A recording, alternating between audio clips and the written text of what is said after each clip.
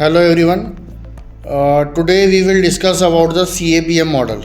CAPM model क्या है वो थोड़ा सा आज हम डेप्थ में समझने की कोशिश करेंगे, क्योंकि ये बहुत ही प्रैक्टिकल एक असेसमेंट है जो कि हमें ये बताता है कि आपको सिस्टमैटिक रिस्क के साथ किस तरीके से डील करना है और उसके साथ साथ आपको किस प्राइसिंग पर अपने शेयर को ख़रीदना चाहिए. तो शुरू करते हैं. Let start with CAPM model. The capital, इसकी फुल फॉर्म है the capital assets pricing model. Capital यानी पूंजी, एसेट्स का मतलब हो गया संपत्ति और प्राइसिंग का मतलब दोनों की क्या कॉस्टिंग होनी चाहिए जिस पर हम उसे खरीद सकें. इसके आगे लिखा describe the relationship between the systematic and expected return of the assets. यानी क्या है सिस्टमैटिक रिस्क का मतलब, इसको हम डिनोट करते हैं बीटा से. सिस्टमैटिक रिस्क वो रिस्क कहलाते हैं जिसको आप अवॉइड नहीं कर सकते अपने बिजनेस में, या कोई भी बिजनेसमैन उसे अवॉइड नहीं कर सकता.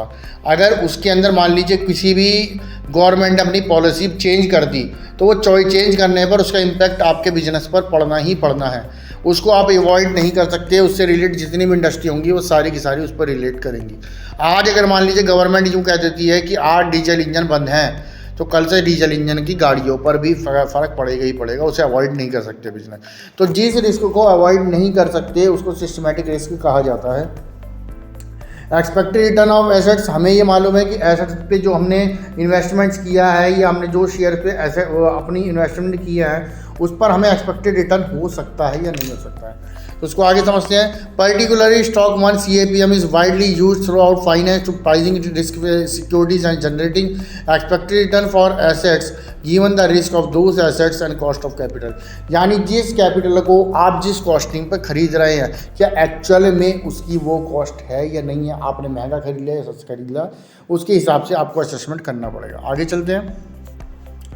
इसका फॉर्मूला क्या है? ER का मतलब क्या है? Expected return on investment is equal to RF का मतलब risk free rate plus BI का मतलब बीटा ऑन इन्वेस्टमेंट. यानी सिस्टमैटिक रिस्क कितना है. सपोज दैट सिस्टमैटिक आपका रिटर्न 2% का है तो वहाँ पर सिस्टमैटिक रिस्क कितना का कहलाएगा? आपका 4% का कहलाएगा.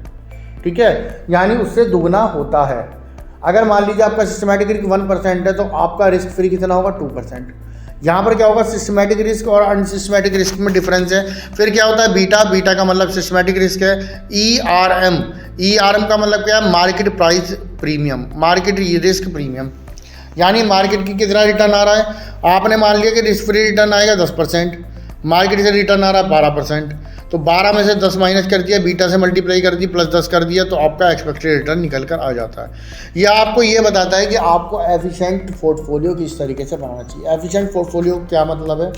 एफिशिएंट पोर्टफोलियो का मतलब यह है कि जिस स्टॉक के प्राइस एक इंटरवल के अंदर बढ़ते हैं और एक ही इंटरवल के अंदर घटते हैं और प्राइसिंग के अंदर वेरिएशन ज़्यादा से ज़्यादा 15 से 20% होती है.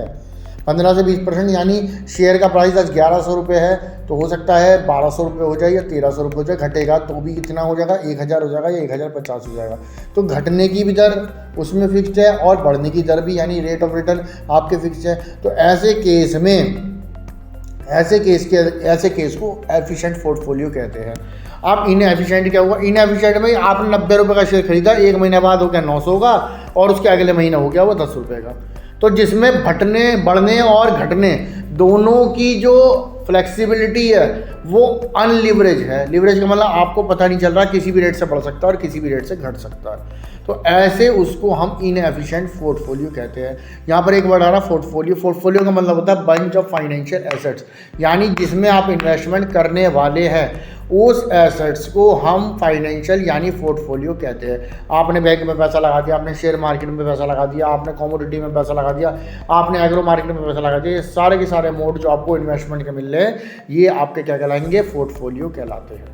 तो यहाँ पर क्या मतलब हो गया कि आपको पोर्टफोलियो डिज़ाइन करने के लिए CAPM की ज़रूरत पड़ेगी. CAPM आपको ये बताएगा कि किस प्राइस पर हमें वो पर्टिकुलर सिक्योरिटी खरीदनी चाहिए या इन्वेस्टमेंट करनी चाहिए. अगर वो हमने करी है तो उसके रिटर्न जो हैं वो हमारे लिए ऑप्टिमम है या नहीं है.